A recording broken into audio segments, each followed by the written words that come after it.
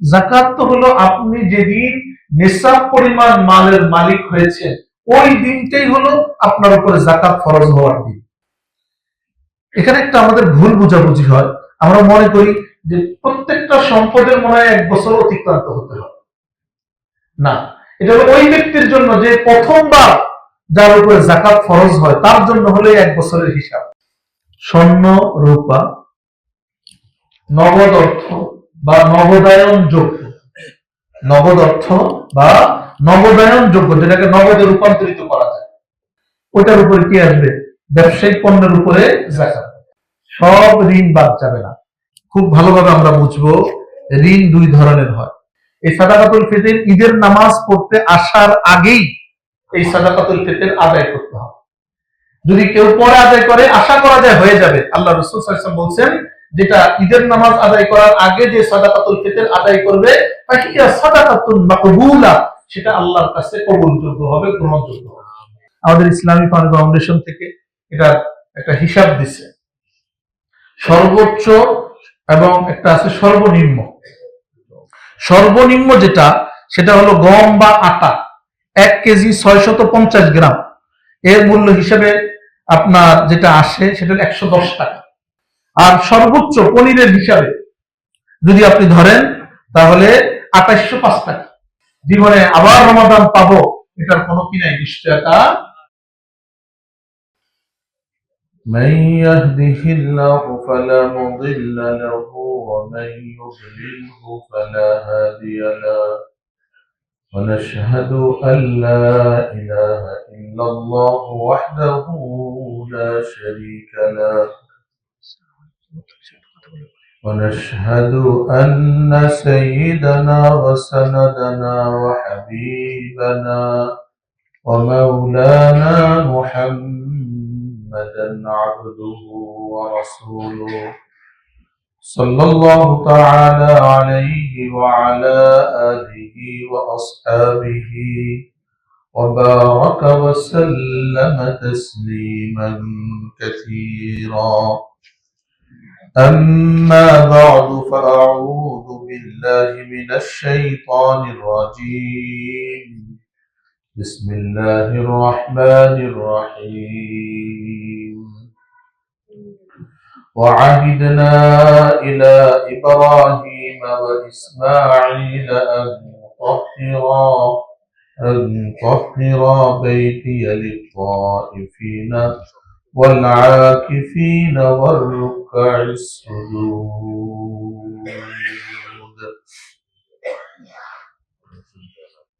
وعن عائشة رضي الله تعالى عنها قالت أن النبي صلى الله عليه وسلم كان يعتكف العشر الأواخر من رمضان حتى توفاه الله. وعنها قالت كان النبي صلى الله عليه وسلم إذا دخل العشر شد مئزره وأحيا ليله وأيقظ أهله. رواه البخاري أو كما قال عليه الصلاة والسلام. وقال تعالى إن الله وملائكته يصلون على النبي يا أيها الذين آمنوا صلوا عليه وسلموا تسليما. اللهم صل على محمد وعلى آل محمد كما صليت على إبراهيم وعلى آل إبراهيم إنك حميد مجيد. اللهم بارك على محمد وعلى آل محمد كما باركت على إبراهيم وعلى آل إبراهيم إنك حميد مجيد. بلغ العلا بكماله كشف الدجى بجماله حسنت جميع خصاله صلوا عليه وآله মোহতারাম মুকাররম সম্মানিত মুসল্লিয়ানে কেরাম, আমরা সর্বপ্রথম মহান রব্বে করিমের দরবারে শুকরগুজার হব, শুকরিয়া আদায় করব, যেহেতু আল্লাহ রাব্বুল আলামিন আমাদেরকে রমাদানুল মুবারকের 23তম তারিখে জুমাবারে যথাসময়ে তার ঘরে উপস্থিত হওয়ার মতো সৌভাগ্য দান করেছেন। এই জন্য আমরা সবাই বলি আলহামদুলিল্লাহ। হতে পারে এই জুমাটা এই রমাদানের জন্য শেষ জুমা হবে, যাকে আমরা জুমাতুল বিদা বলে জানি। যদিও শরীয়তে বিদায়ী জুমা বলে, জুমাতুল বিদা বলে কিছু নেই, কিন্তু যেহেতু রমাদানের শেষ জুমা যখন হয়, এটা আমাদের সমাজে এটাকে আমরা জুমাতুল বিদা বলি, কিন্তু এর কোনো আলাদা কোনো বিধান শরীয়তে নেই। আর আল্লাহ যদি চান, আমরা আল্লাহর কাছে দোয়া করি, হয়তো আবার আগামী শুক্রবার রমাদানুল মুবারকটা যদি 30টা হয়, আমরা আরেকটা জুমা পেয়ে যাব। তাহলে এই রমাদানে 5টা জুমা হবে। এর আগেও হয়েছে, আল্লাহ দিতে পারেন, কারণ রমাদানুল মুবারক আবার জুমার দিন অনেক বড় সৌভাগ্য, অনেক সুযোগ, আল্লাহর কাছ থেকে নেয়ার সুযোগ। আল্লাহ রাব্বুল আলামিন এই সুযোগগুলো আমাদেরকে কাজে লাগানোর তৌফিক দান করেন। মুহতারাম হাজিরিন, শেষ দশক অত্যন্ত গুরুত্বপূর্ণ। পুরো রমাদানুল মুবারকই গুরুত্বপূর্ণ, এর গুরুত্বের শেষ নেই। আবার সেই রমাদানুল মুবারকের শেষ দশকটা আরো অনেক বেশি গুরুত্বপূর্ণ।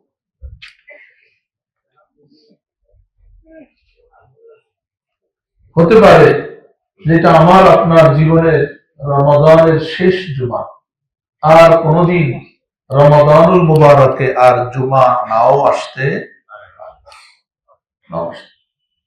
আপনারা অবগত আছেন, পত্রপত্রিকায় দেখেছেন যে গতকালকে বিবাহের একটা বরযাত্রী 12 বা 13 জন, সম্ভবত 13 জন, যে বর কন্যা অর্থাৎ যাদের বিবাহ হয়ে গেছে নিয়ে যাচ্ছে, তারা সহ 3 জন মনে হয় আপন ভাই একই পরিবারে। তো দেখেন, যেখানে বিবাহকে কেন্দ্র করে কত রকমের খুশি আনন্দের উপলক্ষ হয়, কিন্তু আজকে তারা কবরে। এই জন্য মুহতারাম হাজিরিন, তারা যখন বিবাহ করতে গেছে, বিবাহ হয়েছে, চিন্তা করছে যে আমরা যে যাচ্ছি বিবাহের যাত্রা, আসলে এটা বিবাহের যাত্রা না, এটা মৃত্যু যাত্রা।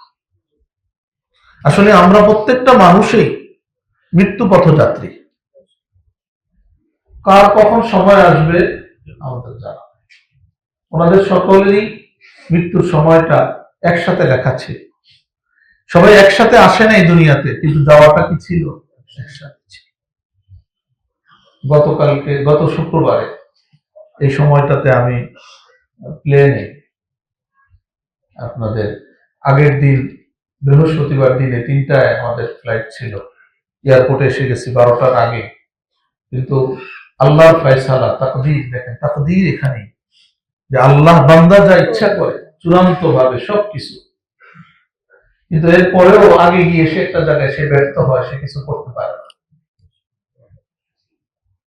আমাকে যে বোর্ডিং পাস দিছে, আমি খেয়ালও করি নাই যে এটা যে রাতের ফ্লাইটের দিছে। এরা যে কিছু বলেও নাই যে এখন যে ফ্লাইট নেই, বোর্ডিং পাস দিচ্ছে, সামানাপত্র জমা নিচ্ছে।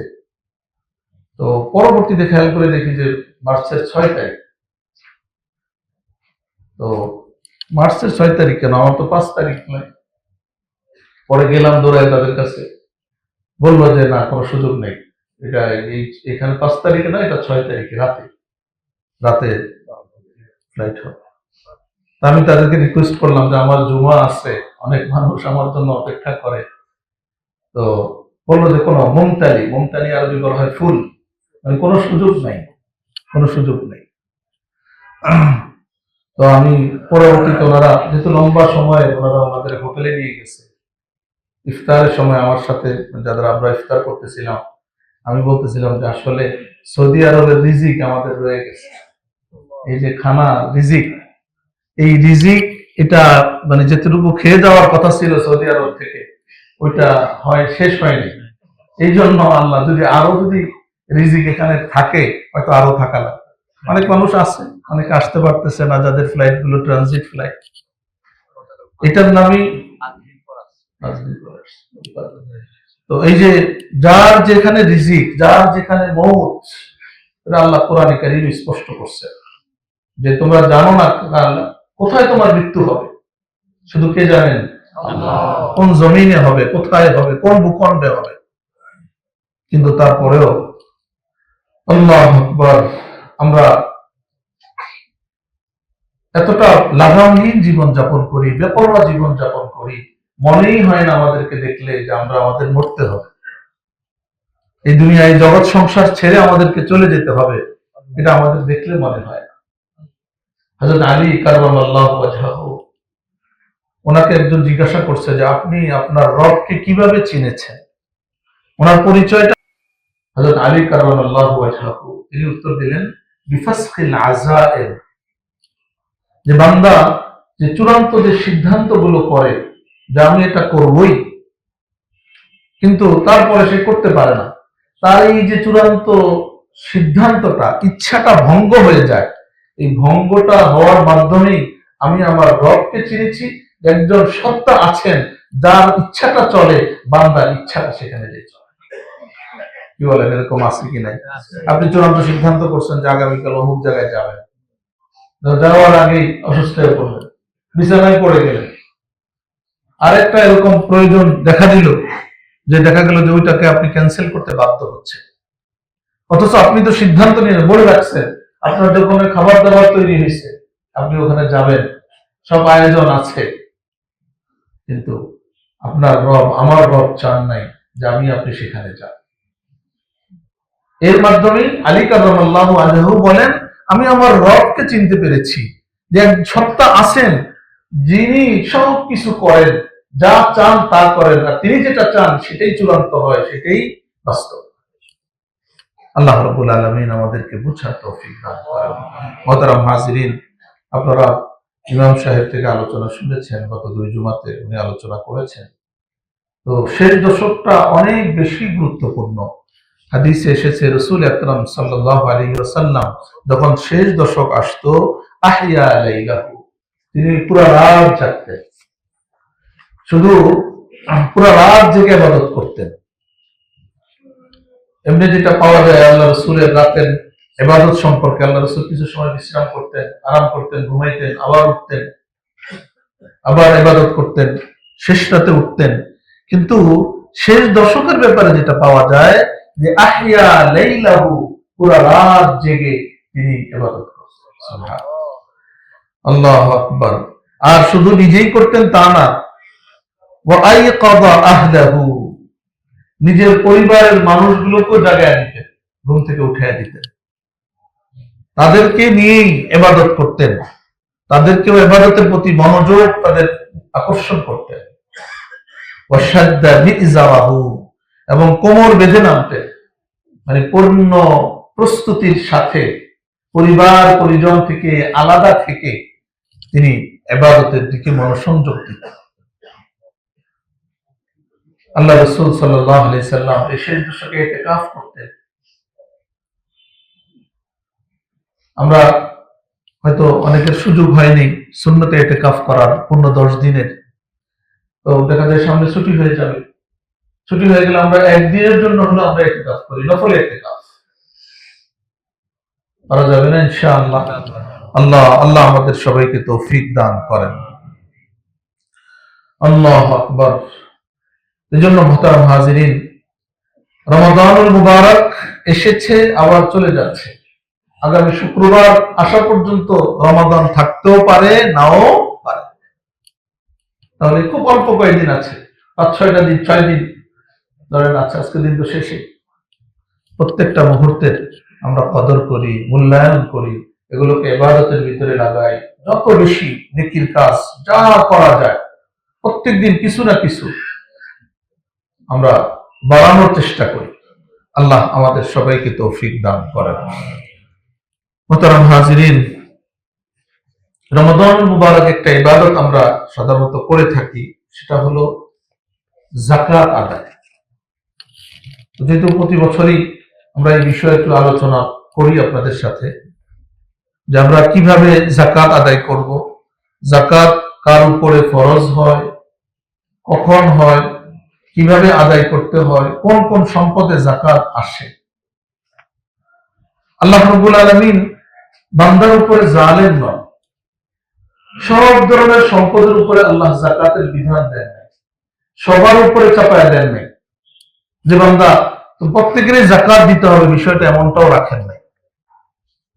আল্লাহ রাব্বুল আলামিন সম্পদের মালিক বানিয়েছেন, আবার এর সাথে কিছু হক সম্পৃক্ত করে দিয়েছে।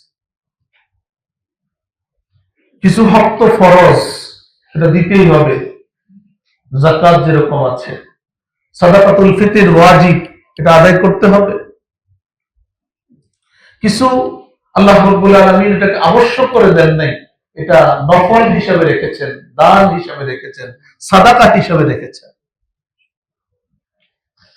কিছু হক আল্লাহ রাব্বুল আলামিন যে আবশ্যকীয় ভিতরে করেছেন, যেমন নিজের নাবালেগ সন্তান ছেলে প্রাপ্তবয়স্ক হওয়ার আগ পর্যন্ত তার খরচ বহন করা, এটা বাবার উপরে কর্তব্য করে দিয়েছে। মেয়েকে বিবাহ দেওয়া পর্যন্ত, তার স্বামীর পাত্রস্থ করা পর্যন্ত, এটা বাবার উপরে দায়িত্ব কর্তব্য দিয়ে দিয়েছে। এরপরে স্বামীর কর্তব্য। বাবা মা যদি অসচ্ছল হয়, তাহলে বাবা মার খরচ আদায় করা, এটা সন্তানের উপরে আবশ্যক করে দিয়েছেন। তো আল্লাহ রাব্বুল আলামিন সম্পদ দিয়েছেন, সম্পদের সাথে কিছু হক সম্পৃক্ত করে দিয়েছেন। ওয়াফি আমওয়ালিহিম হাক্কুল লিসাইলি ওয়াল মাহরুম, আল্লাহ কোরআনে বলছেন যে যাদের আল্লাহ সম্পদ দিবেন, তাদের সম্পদে, ধনীদের সম্পদে আল্লাহ রাব্বুল আলামিন গরীবদের হক রেখে দিয়েছেন। যারা সোয়ালকারী, মানুষের কাছে চায়, ভিক্ষুক, মানে যারা গরিব অসহায়, তাদের জন্য আল্লাহ হক রেখে দিয়েছে। এখন আফসোসের বিষয় হলো, আমার অ্যাকাউন্টে যা আসলো, আমার দোকানে যা কিছু বেচা বিক্রি হলো, আমার ক্যাশে যা আসলো, আমি মনে করি সবটাই আমার। আল্লাহ আপনার দোকানের ঠিকানায় পাঠাইছেন, আপনি দোকান খুলে বসছেন, ব্যবসা প্রতিষ্ঠান খুলে বসছেন।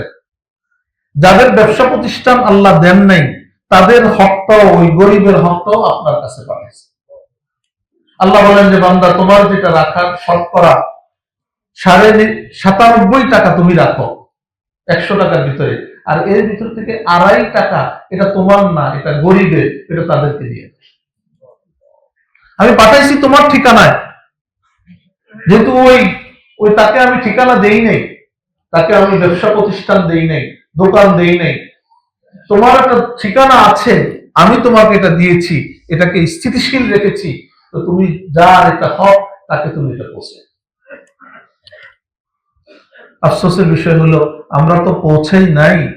যারা হকদার, তারা আসলেও আমাদের দিতে কষ্ট হয়। এখন যিনি দিচ্ছেন কে বলেন? সম্পদ দিচ্ছেন কে? আল্লাহ।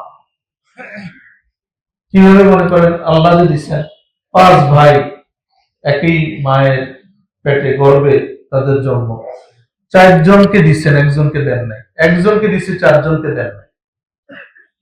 তাহলে বোঝা গেল যে একই মায়ের স্তনে দুধ পান করছে, একই ঘরের খানা খাইছে, একই বাবার ঔরসে জন্ম নিয়েছে, সব এক, সব কিছু, কিন্তু একজনকে আল্লাহ অনেক সম্পদশালী বানাইছেন, বাকিদেরকে গরিব বানাইছেন।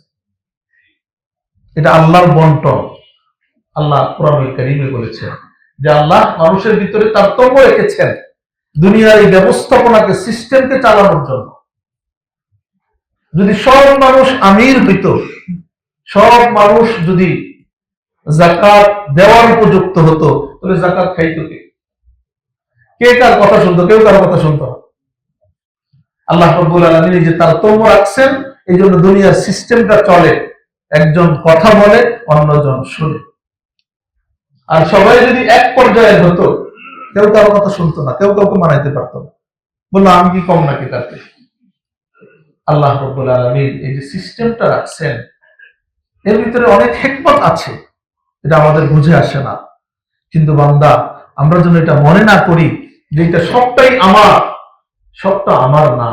আমার যেটুকু সেটা তো আমার, আর বাকিটুকু যেটুকু গরিবের, অসহায় মানুষের, আত্মীয় স্বজনের, সেটা তাদেরকে দিয়ে দিতে হবে। আল্লাহ আমাদেরকে বুঝার তৌফিক দান করেন। আল্লাহু আকবার। দেখেন, পৃথিবীতে যে প্রচলিত অর্থ ব্যবস্থা, পুঁজিবাদী অর্থ ব্যবস্থা, সমাজতান্ত্রিক অর্থ ব্যবস্থা আছে।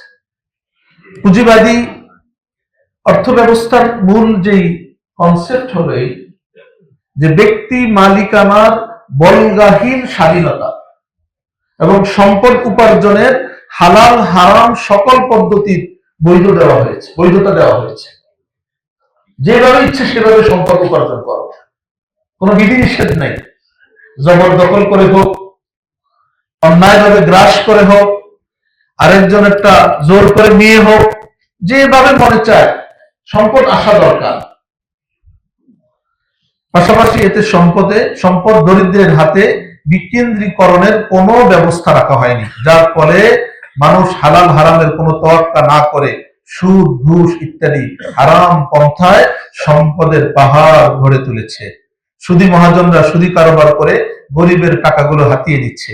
এভাবে মানুষের মাঝে ধনী দরিদ্রে বৈষম্য রেখা দিন দিন ব্যাপকভাবে বৃদ্ধি পাচ্ছে।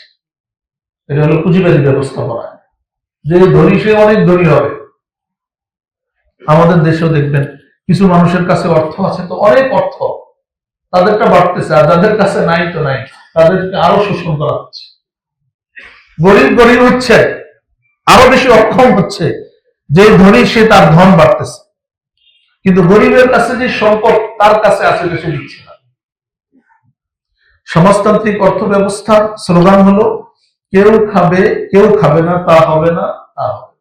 এটা হলো খুব ভালো কথা, স্লোগান তো সুন্দর, যে কেউ খাবে না, তা হবে না। সমাজের ধনী দরিদ্রের বৈষম্য দূর করাই এই অর্থ ব্যবস্থার প্রধান লক্ষ্য। মুখরোচক এমন স্লোগান থাকলেও এই অর্থ ব্যবস্থা একটি অকার্যকর অর্থ ব্যবস্থা। বর্তমান দুনিয়া এর বাস্তব সাক্ষী। এই অর্থ ব্যবস্থায় ব্যক্তি মালিকানাকে একেবারেই অস্বীকার করে সব কিছুর মালিকানা দেওয়া হয়েছে রাষ্ট্র। সমাজতন্ত্রের ভিতরে ব্যক্তি মালিকানা নাই, সব মালিক হলো কে? রাষ্ট্র। সে আপনাকে দিবে, আপনাকে আমাকে, আমার প্রয়োজন। তাহলে আপনি কষ্ট করছেন, শ্রম দিচ্ছেন, আপনি চিন্তা করলেন যে আমার তো কিছু না। দিন শেষে সব রাষ্ট্র মালিক। জনগণ হলো রাষ্ট্রের কর্মচারী, যার ফলে অনেক সমস্যা দেখা দিয়েছে। কারণ মানুষের স্বভাবজাত একটি বিষয় হলো তারা নিজের জিনিসকে দেখে শুনে রাখে এবং অত্যাধিক যত্ন নেয়। কিন্তু যখন নিজের বলতে কিছু থাকে না, তখন মানুষের স্বভাবজাত আগ্রহ হারিয়ে যায়। তখন কাজকর্মে আগের মতো মনোযোগ থাকে না, বরং অলসতা আর কাজ ফাঁকির হিড়িক পড়ে যায়। এভাবে কোন রাষ্ট্র বা কোন প্রতিষ্ঠান টিকে থাকতে পারে? আল্লাহু আকবার। এরপর হলো ইসলামী অর্থ ব্যবস্থা, এটা পুঁজিবাদী অর্থ ব্যবস্থা। সেখানে ব্যক্তি মালিকানা, ব্যক্তিরা অঢেল সম্পদের একটা শ্রেণী মালিক হবে। সমাজতন্ত্র অর্থ ব্যবস্থাতে রাষ্ট্র মালিক হবে। আর ইসলামী অর্থ ব্যবস্থার ভিতরে যেটা ভারসাম্যপূর্ণ একটা পূর্ণাঙ্গ অর্থ ব্যবস্থা হলো ইসলামী অর্থ ব্যবস্থা।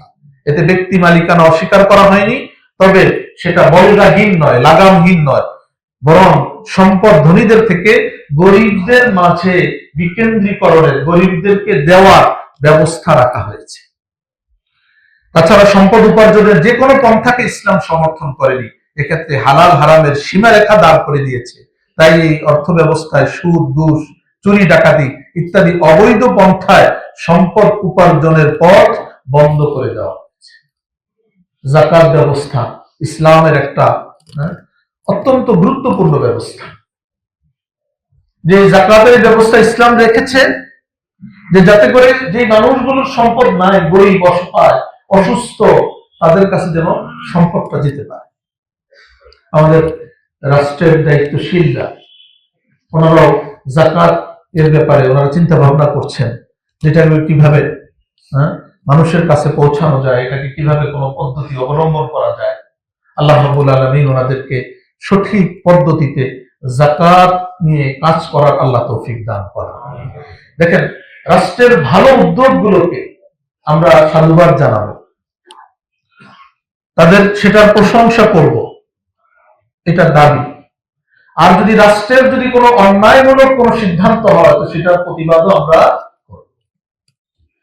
ভালো কাজের একজনকে সাহস যোগানো, সমর্থন যোগানো, এটা আমাদের কর্তব্য। অন্যায় কাজ হলে অন্যায় কাজের প্রতিবাদ করাটাও আমাদের এই মিম্বরের কর্তব্য। আল্লাহ আমাদেরকে ভালো কাজে একে অপরকে সহযোগিতা করার তৌফিক দান করেন। মোহতারাম হাজিরিন, যাকাত শব্দের অর্থ হলো পবিত্রতা, বৃদ্ধি পাওয়া।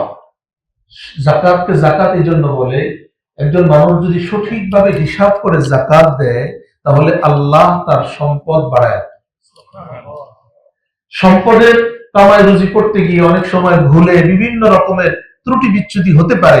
এই যাকাত যদি কোনো মানুষ সঠিকভাবে আদায় করে, আল্লাহ রাব্বুল আলামিন তার সম্পদকে পবিত্র করার ব্যবস্থা করে দেন। বিভিন্ন রকমের বালা মুসিবত থেকে, দুর্ঘটনার কবল থেকে আল্লাহ সম্পদকে হেফাজত করে। আর এর উল্টাটা যদি হয়, কোনো মানুষ যদি যাকাত সঠিকভাবে আদায় না করে, আল্লাহ রাব্বুল আলামিন ওই যাকাতের সম্পদ তার নিজের সম্পদের সাথে মিশ্রণের কারণে ওই সম্পদটাকে ধ্বংস করে দেয়, বরকত নষ্ট করে দেয়। টাকা পয়সা আছে, পেরেশানি আর পেরেশানি, যে খবর নিয়ে দেখেন যে সে সঠিকভাবে হিসাব করে যাকাত দেয়, ওই যে হারাম অর্থ মিশে গেছে। এখন 2.5% শতকরা 2.5 টাকা, এটা আপনি মালিক না, এটা মালিক হলো গরিব। আপনি আপনার টাকার সাথে এটাকে মিলিয়ে রাখলেন, আপনার অ্যাকাউন্টে রাখলেন, আপনি গরিবকে দিলেন না, দিতে আপনার কষ্ট লাগে, হিসাব করে কোন রকম কিছু দিয়ে বাস শেষ। আমরা হিসাব করে পুঙ্খানুপুঙ্খানুভাবে কয়জন মানুষ যাকাত, আমরা যদি দেখেন খুব কম সংখ্যক মানুষ আমরা যাকাত। যাকাত এটা কোনো মানে যার মনে চাইলো কিছু দিয়ে দিলেন সেটার নাম না, এটা একটা শরীয়তের বিধান।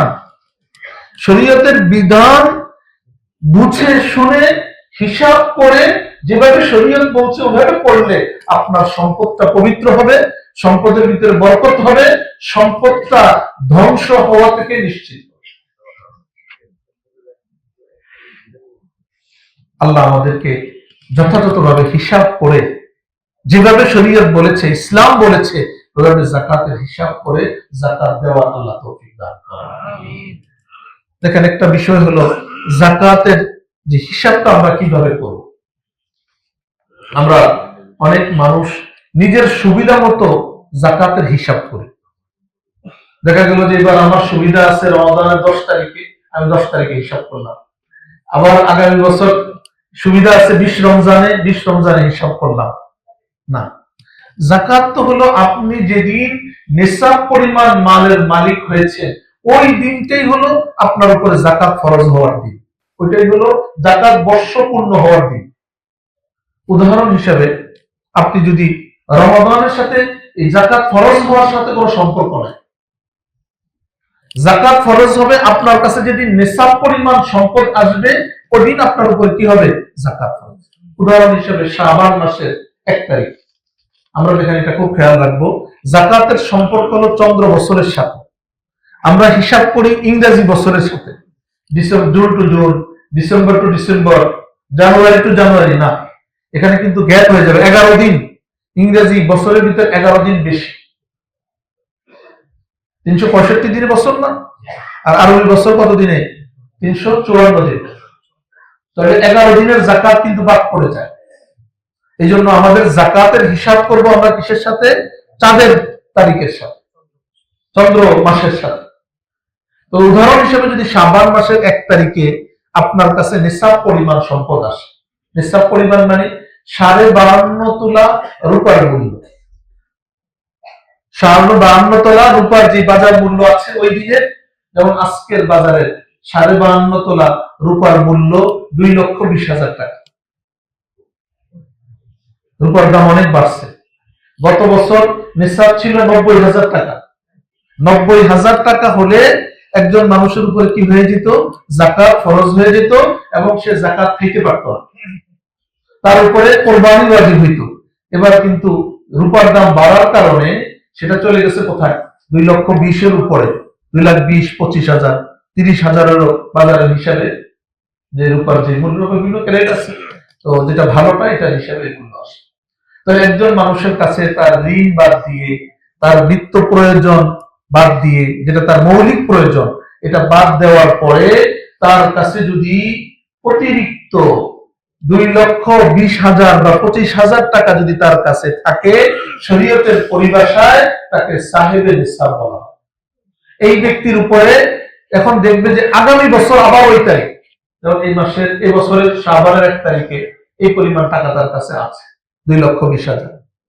আগামী বছর সে এটা নোট রাখবে, আগামী বছর ওই তারিখে 2,20,000 টাকা তার কাছে থাকে কিনা, বা এর বেশি আছে কিনা, বা ওই সময়ের যে নিসাব আসবে, রূপার দাম বেড়ে যা হবে ওই পরিমাণ যদি থাকে, তাহলে এই ব্যক্তির উপরে কি আসবে, এর 2.5% তাকে কি দিতে হবে, যাকাত।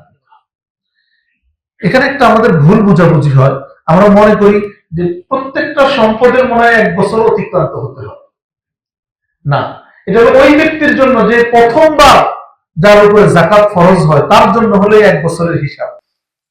কারণ আপনার কাছে মনে করেন 5 লাখ টাকা আসছে, আপনি খরচ করে ফেলছেন কালকেই, আপনি সাহেবে নিসাব না, তাহলে শরীয়ত বলে যে আপনার উপর কি আসবে না, যাকাত আসবে। কিন্তু আপনি সাহেবে নিসাব, নিসাব পরিমাণ সম্পদের আপনি মালিক, আপনার যেদিন ওই যে শাবানের 1 তারিখে আপনার যাকাত বর্ষের হিসাব, ওদিন আপনি দেখবেন আগামী বছর আপনার কাছে কত আছে। সারা বছর আপনার কাছে কোটি কোটি টাকা ছিল, দেখলেন ওদিন গিয়ে দেখলেন আপনার কাছে 50 লাখ আছে, তাহলে শরীয়ত বলে যে তুমি 50 লাখের কি দাও, যাকাত। এই যে কোটি কোটি টাকা তুমি খরচ করছো, বাড়ি বানাইছো, জায়গা কিনছো, এগুলোর উপরে তোমার কি আসবে না, যাকাত আসবে। দেখেন, এরকম বলে না যে সারা বছর যা টাকা তোমার কাছে আসছে সবগুলো যাকাত দিতে হবে, এটা শরীয়ত বলে না। তাহলে আমাদের এটা খুব খেয়াল রাখতে হবে। আমরা যারা রমাদানে হিসাব করে যাকাত দিই, যেই তারিখ আমরা নির্ধারণ করছি, আমরা অনেক মানুষ এমন এখানে আমরা জানি না আমার উপরে প্রথম কবে যাকাত ফরজ হয়েছে, বলতে পারবো না, হিসাবটা আমরা রাখি না। শরীয়তে জ্ঞান আমাদের না থাকার কারণে, উচিত ছিল এটা মনে রাখা, রাখি নাই। এখন আপনি নির্ধারণ করেন যে কোন তারিখে আপনি যাকাত দিবেন, আপনার জন্য কোন দিন সহজ হয়, যে একবারে সব বন্ধ হওয়ার পরে আপনি করবেন, রমজানের শেষে করবেন, যখন আপনার ইচ্ছা। এটা আপনি মৃত্যু পর্যন্ত এই যাকাতের এইভাবে হিসাব রাখবেন, পারা যাবে ইনশাআল্লাহ। এটা হলো যাকাতের, যাকাত বৎসর, যাকাতের তারিখ নির্ধারণ করা, এটা অত্যন্ত গুরুত্বপূর্ণ বিষয়। আল্লাহু আকবার। যাকাত এখন কোন কোন সম্পদের উপরে যাকাত আসে? সব ধরনের সম্পদের উপরে যাকাত আসে না। স্বর্ণ, রূপা, নগদ অর্থ বা নগদায়ন যোগ্য, নগদ অর্থ বা নগদায়ন যোগ্য, যেটাকে নগদে রূপান্তরিত করা যায়। যেমন আপনার কাছে রিয়াল আছে, এখন বাজারে গেলে রিয়াল দিয়ে আপনি কিছু কিনতে পারবেন না, কিন্তু রিয়ালটা ভাঙানো যাবে। প্রাইস বন্ড আছে আপনার কাছে, প্রাইস বন্ড দিয়ে গেলে আলু, মুদির দোকানে গেলে আলু দিবে না, চাল দিবে না, কিন্তু এটাকে আপনি ভাঙাইতে পারবেন। তার মানে বোঝা গেল এটা নগদায়ন যোগ্য। আপনার অ্যাকাউন্টে টাকা আছে, ব্যাংকে ফিক্সড ডিপোজিটে আছে, এফডিআর এ আছে, আপনি এখন ইচ্ছা করলে টাকা উঠাইতে পারতেছেন না, কিন্তু এটাকে আপনি ভাঙাইতে পারবেন, টাকাটাকে উত্তোলন করতে পারবেন, তার মানে এটা নগদায়ন যোগ্য। নগদ অর্থ বা নগদায়ন যোগ্য অর্থ, এর উপর কি আসে, যাকাত আসে। চতুর্থ হলো ব্যবসায়িক পণ্যের উপরে যাকাত আসে, যেই অবস্থায় থাকুক না কেন, এটা কাঁচা মাল হিসেবে থাকুক, র মেটেরিয়াল হিসেবে থাকুক, অথবা প্যাকেজিং যে অবস্থায় আছে, ওইটার উপরে কি আসবে, ব্যবসায়িক পণ্যের উপরে যাকাত। একজন মনে করেন জমির ব্যবসা করে, জমি কেনার কি করে, ওই মানুষটা এই জমির উপরে কি আসবে, যাকাত আসবে, যেহেতু এটা ব্যবসায়িক পণ্য। একজন মানুষ জমি কিনছে থাকার জন্য, কিনে রাখছে, বাড়ি করবে, অথবা 2,58,825 এই বড়ি, এটা তো আপনি যদি যখন তাদের কাছে থেকে বিক্রি করতে যাবেন, তখন 15% বাদ দিবে, কেউ কেউ আবার 20% বাদ দেওয়ার কথা বলে। তো যদি 15% বাদ দেয়, তাহলে এটার দাম দাঁড়াবে 2,20,000 টাকা। 2 লক্ষ কত, 20,000। তাহলে আপনি 1 বড়ি স্বর্ণের বিপরীতে দাম ধরবেন কত, 2,20,000। কিনতে গেলে এই স্বর্ণটার দাম হবে 2,58,825। শরীয়ত বলে আপনি 2,58,025 টাকার যাকাত আপনার দেওয়া জরুরি না। আপনি যাকাত কত দিলে চলবে? 2,20,000 দিন, মানে যেটা বিক্রি করতে পারবেন, এটার যে ভ্যালু আছে সেটার উপর আপনাকে কি দিতে হবে? যাকাত। যেমন 21 ক্যারেটের স্বর্ণ 2,47,100 টাকা, এখান থেকে 15% বাদ দিলে দাঁড়াবে হলো 2,10,000 টাকা। কারো কাছে যদি 21 ক্যারেটের স্বর্ণ থাকে, বাকি যেই দিন আপনার যাকাত ওই দিনের দাম তো পরিবর্তন হয়, স্বর্ণের দাম উঠানামা করে, ওই দিনের দামটা আপনি জেনে দিবেন। 18 ক্যারেটের স্বর্ণের দাম আছে 2,11,760 টাকা, এটা যদি 15% বাদ দেওয়া হয় তাহলে দাঁড়াবে 1,80,000 টাকা। আবার সনাতন যেটা স্বর্ণ আছে ওটার বাজার মূল্য আছে 1,73,330 টাকা, এখান থেকে মাইনাস করলে দাঁড়ায় হলো 1.5 লাখ টাকা। তো যেই ধরনের স্বর্ণ আছে ওই ধরনের হিসাব করে কি দিতে হবে?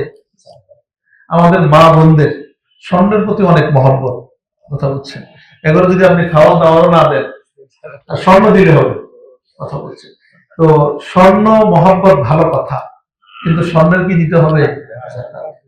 আল্লাহ রসুল সাল্লাল্লাহু আলাইহি সাল্লামের জামানায় একজন মহিলা আল্লাহ রসুলের কাছে আসছে, তার হাতে স্বর্ণের কাঙ্গন ছিল, চুরি ছিল।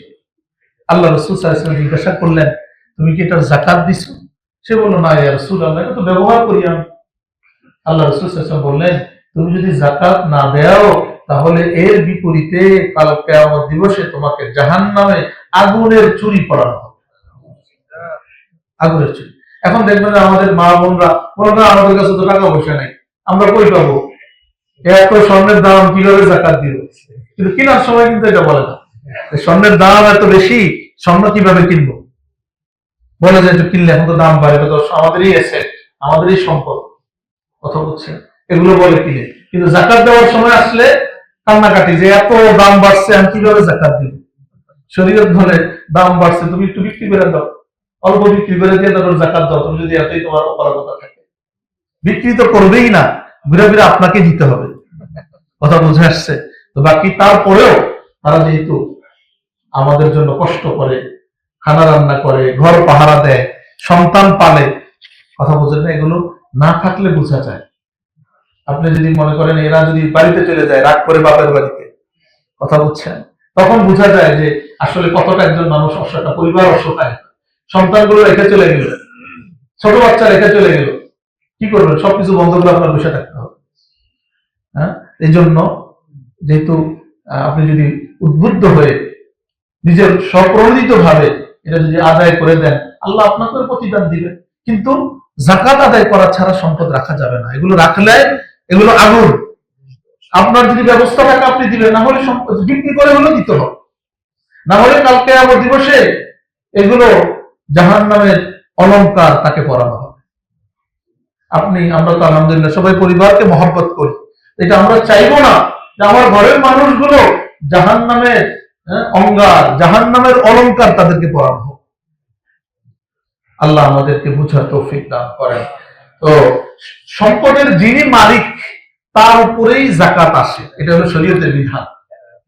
দেখেন আমাদের সমাজে প্রচলিত আছে যে ছেলের বউদেরকে স্বর্ণ দেওয়া হয়, কিছু স্বর্ণ দেওয়া হয় মহর হিসাবে, যেটা মহর হিসাবে দেওয়া হয় কিন্তু সে মালিক, যেটা মহর হিসাবে দেওয়া হচ্ছে মালিক। কিছু দেওয়া হয় ব্যবহারের জন্য, তো যেটা ব্যবহারের জন্য দিল ওটার মালিক যদি শাশুড়ি হয় তাহলে শাশুড়িকে এটার যাকাত দিতে হবে। যে মালিক তাকেও সম্পদের তার উপরে যাকাত আবশ্যক। অন্যজন যদি দিয়ে দেয়, অনুগ্রহ করে, সেটা ভিন্ন কথা, তার অনুমতি সাপেক্ষে দিলে কি হয়ে যাবে? যাকাত আদায় হয়ে যায়। দেখেন এই যে আপনাদের সামনে যেটা ফর্ম দেওয়া হলো, আপনারা এখান থেকে খুব সহজে আপনারা হিসাব করতে পারবেন। যেটা আমার সাথে একটু দেখেন যে কিভাবে হিসাব করে আপনি করবেন। যে যেখানে দেওয়া আছে গোল্ডের হিসাব, যে কোনো আকৃতিতে যে কোনো উদ্দেশ্যে আপনার মালিকানা সত্ত্বে বিদ্যমান। অনেকে আছে লকারে রেখে দেয়, ব্যাংক লকারে দেখে না স্বর্ণ, আমার কাছে নাই, আমি লকারের আমানত রেখে আসি। মালিক আপনি তো নাকি না আরেকজন মালিক? বলেন, এরকম তো হয়েছে যে লকার থেকে স্বর্ণ গায়েব হয়ে গেছে, আল্লাহ মাফ করো। যাই হোক, রূপা একই অবস্থা, নগদ বা নগদায়ন যোগ্য অর্থ, প্রাপ্য ঋণ।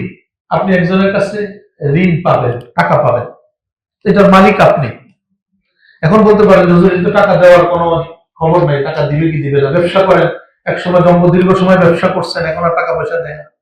এক্ষেত্রে শরীয়তের বিধান হলো যে আপনি যদি মনে করেন যে এই টাকা পাবেন না, পাওয়ার কোনো নিশ্চয়তা নাই, আপনার কাছে কোনো এরকম কোনো কাগজপত্র নাই, চেক নাই, তাহলে আপনি জাকাত দিলেন না।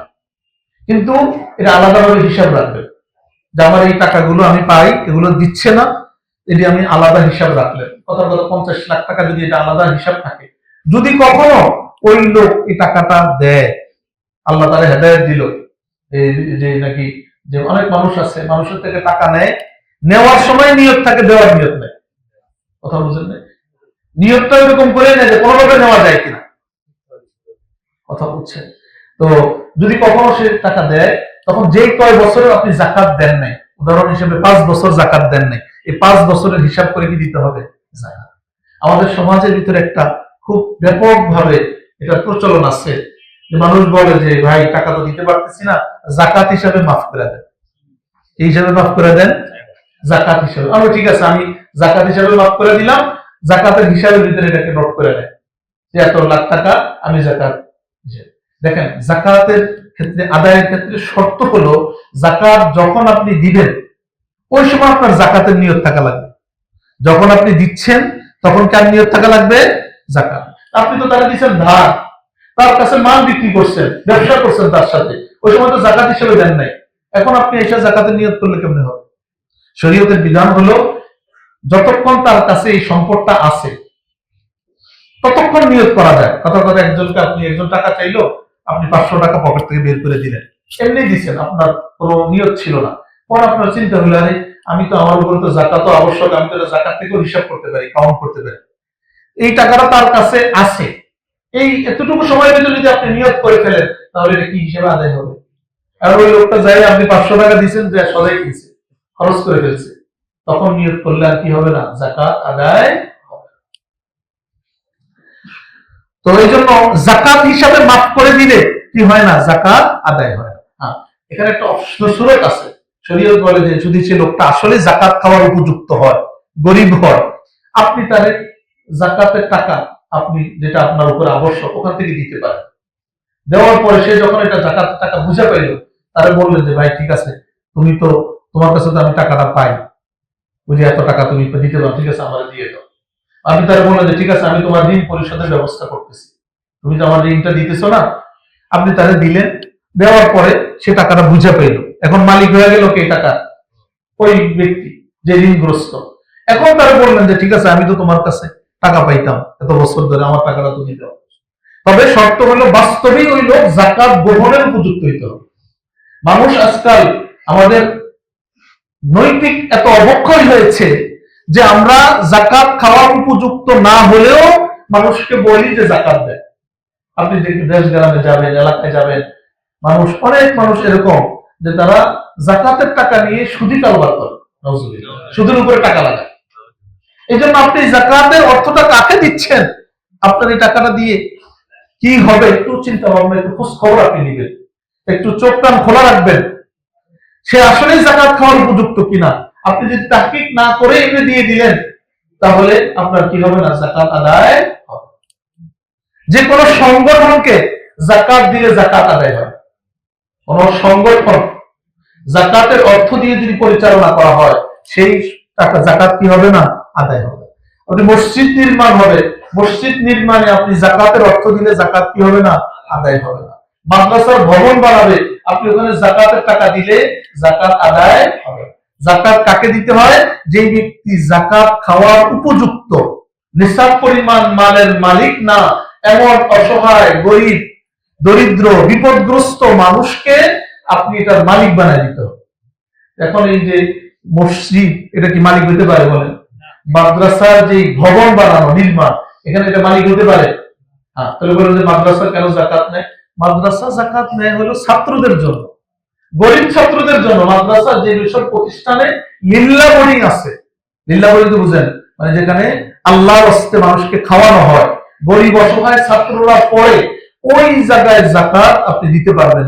যেই প্রতিষ্ঠান, কোন প্রাইভেট প্রতিষ্ঠান, বাসা ভাড়া নিয়ে প্রতিষ্ঠান করছে, ছাত্রদের থেকে বেতন নেয় আর পড়ায়, ওখানে কোনো গরিব ছাত্রের কোনো সম্পদ নাই, গরিব ছাত্রের পিছনে খরচ করে না, এমন প্রতিষ্ঠানে কি দেওয়া যাবে না? জাকাত দেওয়া যাবে। কথা বুঝছেন? একজন জাকাতের কথা বল, কারণ আপনার এটা দায়িত্ব। আপনি রাস্তা বানাবেন, যে এলাকার লোকজন ধরছে যে একটা রাস্তা বানায় দেন, কালভার্ট বানায় দেন, জাকাতের টাকা খরচ করে করলে সেটা কি হবে না? কোন দাতব্য প্রতিষ্ঠান তারা সঠিকভাবে জাকাত আদায় করে না, মাসলা মাসাইল জানে না, এমন জায়গায় আপনি জাকাত দিলে জাকাত কি হবে না? আদায় হবে। তাহলে জাকাত মানে এমন ব্যক্তিকে দেওয়া যাবে যে ব্যক্তির কাছে তার ঋণ টিন বাদ দেওয়ার পরে অতিরিক্ত 2,20,000 টাকা তার কাছে তার মালিকানায় নাই। এমন ব্যক্তি যদি মানে জাকাত খাওয়ার উপযুক্ত মনে হয়, আপনি খোঁজখবর নিয়ে তাকে কি দেওয়া যাবে? জাকাত দেওয়া যায়। আল্লাহু আকবার। তো দেখেন, নিজ হাতে কিংবা কোনো ব্যক্তি বিশেষের নিকট গচ্ছিত অর্থ, বিক্রিত পণ্যের মূল্য যেটা আপনি এখনো হস্তগত হয়নি, এগুলো সব আপনার হলো জাকাতের আয়ের ভিতরে আসবে। এগুলো বৈদেশিক মুদ্রা, আপনার কাছে মনে করেন আপনি সফর করছেন বাইরে, ডলার আছে, রিয়াল আছে, থাকে না কিছু সফর থেকে ফিরে আসলে, এগুলো আমরা জাকাতের ভিতরে হিসাব করি না। এটা তো আপনার সম্পদ, এটাও আপনাকে হিসাব করতে হবে, যেখানে কত টাকা আছে, কত এর ভ্যালু আছে। ব্যাংক বা অন্যান্য আর্থিক প্রতিষ্ঠানে যে কোনো ধরনের অ্যাকাউন্ট, কারেন্ট হোক, সেভিংস হোক, ফিক্সড ডিপোজিট হোক, লকারে হোক, ডিপিএস হোক, এফডিআর হোক, যা আছে এসব আপনার আয়ের ভিতরে আপনি হিসাব করবেন। ভবিষ্যতে কোনো কাজ করার জন্য টাকা রাখছেন, একজন হজে যাবে, হজ অ্যাকাউন্টে টাকা জমা রাখছে, আপনি যদি যাদের মাধ্যমে যাবেন তাদেরকে যদি টাকা দিয়ে দেন, যে হজের যে ট্রাভেলস এজেন্সি, তাহলে তো দিয়ে দিলেন, তাহলে আপনার কি দিতে হবে না? জাকাত দিতে হবে। কিন্তু হজ অ্যাকাউন্টেও যদি থাকে এই টাকা, হজের উদ্দেশ্যে আপনি রাখছেন, বাড়ি বানানোর জন্য রাখছেন, বিবাহ শাদীর জন্য রাখছেন, তাহলে সেটা কি দিতে হবে? জাকাত দিতে হবে। যে কোনো ধরনের বন্ড, এগুলোর জাকাত দিতে হবে। ঐচ্ছিক প্রভিডেন্ট ফান্ড, দেখেন প্রভিডেন্ট ফান্ড দুই ধরনের হয়। একটা হলো বাধ্যতামূলক, যারা সরকারি চাকরি বাকরি করেন জানেন যে এটা আপনার এত পার্সেন্ট আপনাকে দিতেই হবে, আপনার বেতন থেকে কেটে রাখবে, পরে আপনাকে চাকরি শেষ করলে দিবে। তো এই যেটা বাধ্যতামূলক প্রভিডেন্ট ফান্ড, এটার জাকাত ওই সময় দেওয়া লাগে না, কিন্তু যখন আপনার হস্তগত হবে তখন থেকে আপনি দিলেই হবে। বিগত দিনের আর কি দেওয়া লাগবে না? জাকাত দেওয়া লাগবে না। কিন্তু যেটা ঐচ্ছিক, দেখা যায় যে 10% বাধ্যতামূলক, আপনি আরো 10% অতিরিক্ত রাখলেন, যেটাকে ঐচ্ছিক বলে, সেটা যেহেতু আপনারই সম্পদ, ব্যাংকে রাখতেন, আপনি প্রভিডেন্ট ফান্ডের সাথে যুক্ত করে রাখছেন, ওটা হিসাব করে আপনাকে কি দিতে হবে? জাকাত দিতে হবে। ফেরতযোগ্য বীমা পলিসিতে জমাকৃত প্রিমিয়াম, বীমা যে প্রচলিত বীমা আছে এটা শরীয়তে জায়েজ নাই, কিন্তু কোন ব্যক্তি যদি বীমাতে টাকা রাখে, ইয়ে করে, ইনভেস্ট করে বীমাতে, তো ওখানে বীমা পলিসিতে জমাকৃত যে প্রিমিয়াম আছে সেটারও হিসাব করে কি দিতে হবে? জাকাত দিতে হবে। ব্যবসা পণ্য, দেখেন দোকান, গুদাম, ফ্যাক্টরিতে বিক্রয় যোগ্য মজুদের মূল্য, উৎপাদিত মজুদের খুচরা পাইকারি স্টক মূল্য, কাঁচামাল, র মেটেরিয়ালস যেটা আছে, কাঁচামাল আপনি যেটা দিয়ে পণ্য তৈরি করেন, আপনি গার্মেন্টস ব্যবসায়ী, আপনার যে সুতা আছে, এই সুতাটা কাঁচামাল, আপনার এখনো সোয়েটার তৈরি হয়নি, আপনি সুতা এনে রাখছেন, এই সুতারও কি দাম আছে না? কি বলে, এই সুতা যদি না কিনতেন তাহলে সুতার বিপরীতে একটা টাকা থাকতো না। সুতরাং এটার আপনাকে জাকাত দিতে হবে। প্রক্রিয়াধীন পণ্য, প্যাকেজিং পণ্যের মূল্য, এগুলো আপনাকে হিসাব করে রাখতে হবে। এমন জিনিস যেটা বিক্রি করে লাভবান হওয়ার উদ্দেশ্যে রাখা হয়েছে, যেমন খরিদকৃত জমি, প্লট, ফ্ল্যাট, ধান, আলু, পেঁয়াজ, মরিচ ইত্যাদি। মানুষ দেশে এবং গ্রামে মানুষ ব্যবসা করে, ধানের ব্যবসা করে, ব্যবসার জন্য রাখছে, এগুলোর হিসাব করে কি দিতে হবে? জাকাত দিতে হবে।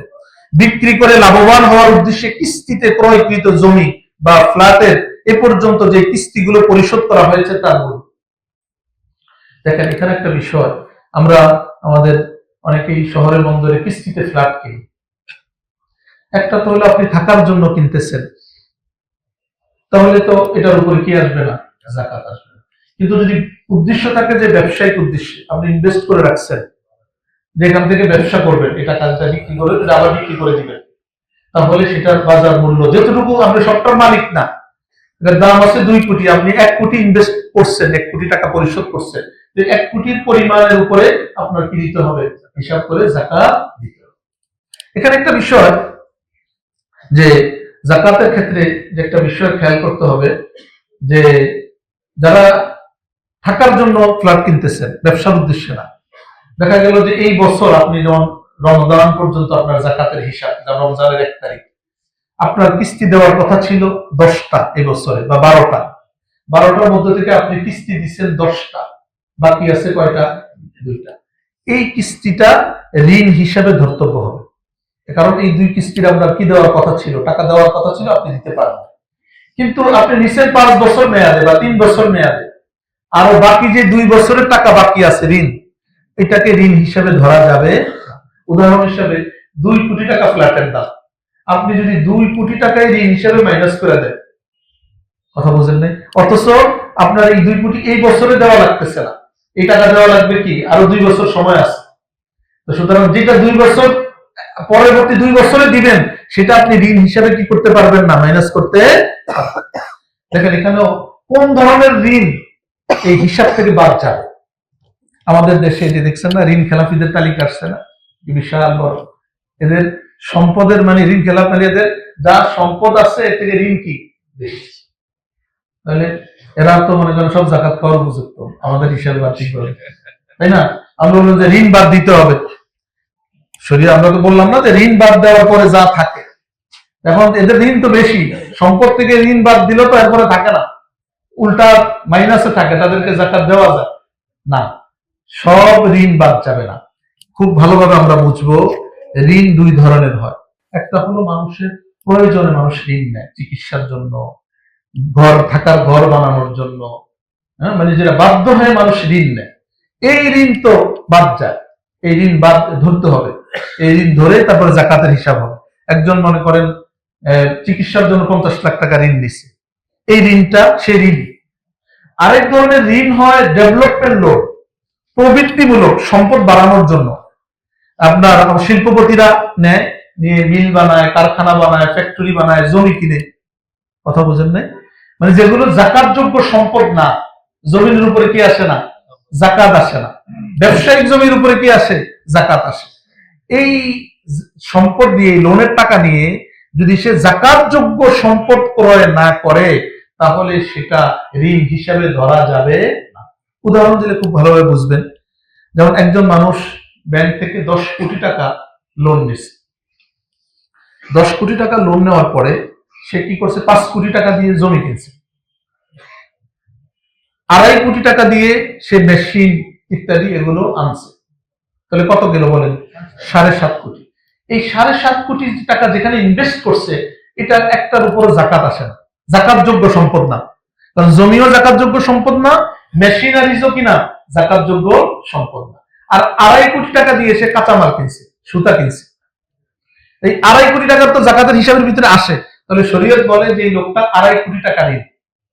আর সেটি এটা যে ব্যক্তি নিসাব পরিমাণ মালের মালিক হয়, তার উপরে সাদাকাতুল ফিতর ওয়াজিব হয়। ওই যে যেটা বললাম 2,20,000 টাকা যদি কারো কাছে তার প্রয়োজনের অতিরিক্ত ঈদের দিন শবে সাদেকের সময় যদি তার উপরে তার কাছে থাকে, তাহলে তার উপরে তার যারা অধীনস্থ আছে, ছোট নাবালেগ বাচ্চা আছে, ঘরের কর্মচারী আছে, তাদের যাকাত, এই সাদাকাতুল ফিতরটা ওই ব্যক্তির উপরে কি হয়, ওয়াজিব। যারা প্রাপ্তবয়স্ক আছে বা স্ত্রী আছে, যে যে তারটা আলাদা, যদি স্বামী দিয়ে দেয় সবারটা আদায় হয়ে যাবে, কিন্তু নাবালেগ সন্তান যারা আছে তাদেরটাকে দিতে হবে, বাবার দিতে হবে। তার অধীনস্থ কোন কর্মচারী ইত্যাদি যারা আছে তাদেরটাও কি করবে, সে এটা ঘরের যারা লোক, ঘরের পরিবারভুক্ত, তাদেরটা কি করে দিবে, আদায় করে দিবে। সাদাকাতুল ফিতরটা কেন আল্লাহ দিয়েছেন এই বিধানটা? আল্লাহ রাসূল সাল্লাল্লাহু আলাইহি ওয়াসাল্লাম হাদিসে বলছেন যে ওই দিন, ঈদের দিন, যাতে গরিব মানুষরা একটু ভালো খাবার দাবারের ব্যবস্থা করতে পারে, তাদের জন্য একটু আয়োজন হয়, এই জন্য। আর আমরা যে রোজা রাখতেছি, দীর্ঘ 1 মাস সিয়াম সাধনা করতেছি, এর ভিতরে তো কিছু ভুল ত্রুটি তো আমাদের হয়ে গেছে। এই ভুল ত্রুটিগুলো থেকে যেন আমরা পরিত্রাণ লাভ করতে পারি, মুক্তি লাভ করতে পারি, এই জন্য হলো এই সাদাকাতুল ফিতর। এই সাদাকাতুল ফিতর ঈদের নামাজ পড়তে আসার আগেই এই সাদাকাতুল ফিতর আদায় করতে হবে। যদি কেউ পরে আদায় করে, আশা করা যায় হয়ে যাবে। আল্লাহ রাসূল সাল্লাল্লাহু আলাইহি ওয়াসাল্লাম বলছেন, যেটা ঈদের নামাজ আদায় করার আগে যে সাদাকাতুল ফিতর আদায় করবে, ফাহিয়া সাদাকাতুন মাকবুলা, সেটা আল্লাহর কাছে কবুলযোগ্য হবে, গ্রহণযোগ্য হবে। কথা বুঝা আসছে?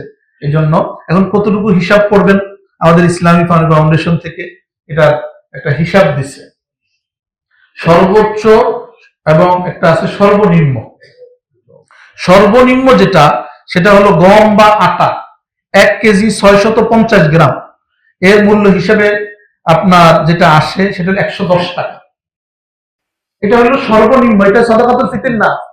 আমরা অনেকে মনে করি 110 টাকাই মনে হয় সাদাকাতুল ফিতর, কথা বুঝছেন, বিষয়টা এমনটা না। এটা হলো সর্বনিম্ন, এটা কমে দিলে কি হবে না, সাদাকাতুল ফিতর আদায় হবে না, প্রতি ব্যক্তির প্রতি 110 টাকা।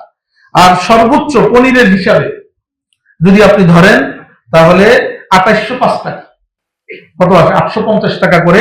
সেখানে হলো 3 কেজি 300 গ্রামের দাম, 3 কেজি 300। গম আটা হইলে 1 কেজি 650 গ্রামের দাম। মোট 5 ধরনের জিনিস দ্বারা সাদাকাতুল ফিতর আদায় করা যায়। গম আটা হলে কতটুকু, 1 কেজি 650 গ্রামের যে বাজার মূল্য আছে। আর বাকি 4 ধরনের জব, কিশমিশ, খেজুর, পনির, এগুলোর মূল্য আপনি হিসাব করলে কতটুকু করতে হবে, 3 কেজি 300 গ্রাম। কথা বুঝে আসছে? তো এক তো হলো 110 টাকা, 595 টাকা জব হিসাবে, কিশমিশ হিসাবে 2640 টাকা, খেজুর হিসাবে 2475 টাকা, 750 টাকা করে ধরলে। আরো বেশি দাম আছে, আপনি ধরলে তো 3 কেজি 300 গ্রাম কত হতে পারে, 3000 টাকা তো 1 কেজি, 4000 5000 টাকাও আছে, যে হিসাবে দিতে চান আপনি দিতে নেই।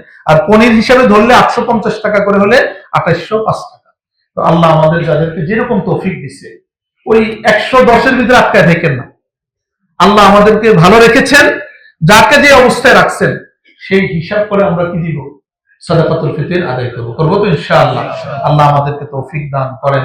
রমাদানুল মুবারক শেষ হয়ে যাচ্ছে, কয়েকটা বেজর রাত আছে, তাই না? এই যে কালকে আগামীকাল আবার বেজর রাত, বেজর রাত গুলো খুব বিশেষ ভাবে আমরা খেয়াল, প্রতিটা মুহূর্তে আমরা খেয়াল করব। কেনাকাটার নামে, মার্কেটিং এর নামে, দোকানে মার্কেটে দৌড়াদৌড়ি করে আমরা আমাদের সময়টাকে নষ্ট করব না। পারবো তো ইনশাআল্লাহ ভাই? জীবনে আবার রমাদান পাবো, এটার কোনো কি নাই, নিশ্চয়তা। আর যে আপনারা আলহামদুলিল্লাহ, যেহেতু যাকাত, এটা যেটা আমি বলছিলাম, এটা গরিবের হক, এটা আমার আপনার ব্যবহারের জন্য না, এটা গরিবকে দিবেন। গরিবদের ভিতরে আপনার আত্মীয় স্বজনের ভিতরে যদি, আপনজনের ভিতরে যদি গরিব থাকে, তাদেরকেও দিবেন। আবার কেমন আপন, দেখেন এখানে যাদের সাথে আপনার সরাসরি ব্লাডের সম্পর্ক, জন্মসূত্রতার সম্পর্ক, তাদেরকে কি দেওয়া যায় না, যাকাত দেওয়া। বাবা সন্তানকে দিতে পারবে না, দাদা নাতিকে দিতে পারবে না, দাদি নাতি দাদাকে দিতে পারবে না, ছেলে বাবাকে দিতে পারবে না, মাকে দিতে পারবে না, নানাকে দিতে পারবে না, যাদের সাথে সরাসরি সম্পর্ক। হ্যাঁ, ভাই ভাইকে দিতে পারবে যদি ভাই গরিব হয়, ভাই বোনকে দিতে পারবে। কথা বলতে, স্বামী স্ত্রীকে দিতে পারবে না, স্ত্রী স্বামীকে দিতে পারবে না। দেখা গেল যে স্বামী স্ত্রীকে দিল, পরে সকালবেলা সব চলে গেল। কথা বলছেন না? এই জন্য আল্লাহ তো জানেন, হ্যাঁ, এই জন্য স্বামী স্ত্রীকে দিতে পারবে না, স্ত্রী কাকে দিতে পারবে না, স্বামীকে দিতে দিলে যাকাত আদায় হবে না। আপনারা নড়াইবাগ মাদ্রাসায় আপনারা যাকাতের অর্থ দিয়ে এসেছেন, আলহামদুলিল্লাহ, বরাবর দেন। এই বছরও ওখানকার মাদ্রাসার কয়েকজন ছাত্র, 5জন ছাত্র এখানে আলহামদুলিল্লাহ মসজিদের বিভিন্ন খেদমত আঞ্জাম দিতেছে। তো প্রথম থেকে একবার রমজানের শুরু থেকে, তো আপনারা জানেন যে আমাদের এই মসজিদের যে মোতাওয়াল্লি আলহাজ আব্দুল মজিদ মোল্লা সাহেব, ওনার এই মাদ্রাসাটা উনি পরিচালনা করেন, নড়াইবাগ মাদ্রাসা। এর সাথে একটা সম্পর্ক শুরু থেকেই আছে। তো উনি ইনশাআল্লাহ এই বিষয়ে একটু কথা বলবেন, হ্যাঁ, এবং সামনে আমাদের আলহাজ রবিউল্লাহ নবী সাহেব, উনিও দাঁড়াবেন। ওনারা এই বিষয়ে একটু আপনাদের কাছে আবেদন রাখবেন, আপনারা এটার প্রতি খেয়াল রাখবেন। আল্লাহ রাব্বুল আলামিন আমাদের সকল প্রচেষ্টাকে আল্লাহ তাআলা কবুল করে নেন, আল্লাহ আমাদেরকে মাফ করে দেন। সবচেয়ে বড় কথা হলো, রমাদান পাইলাম, যদি নিজের গুনাহ মাফ না করাইতে পারি, তাহলে আমাদের থেকে বড় কপাল পরা আর কেউ। এই জন্য আল্লাহর কাছে কান্নাকাটি করবো। আজকে জুমার দিন, দোয়া কবুল হবে, এই 2 খুতবার মাঝখানে কবুল হবে, জুমার মাগরিবের আগে দোয়া কবুল হবে। আমরা আল্লাহর কাছে কান্নাকাটি করে আমাদের ক্ষমাটা নিশ্চিত করব। নিজেদের বাবা মার জন্য করব, নিজের স্ত্রী সন্তানদের জন্য করব, সকল মুসলিম উম্মার জন্য করব। পুরো বিশ্ব যুদ্ধের যে অবস্থা আপনারা জানেন, হ্যাঁ, এই অবস্থা থেকে যেন আল্লাহ মুক্তির ব্যবস্থা করেন পুরো বিশ্ববাসীকে, এর জন্য আমরা দোয়া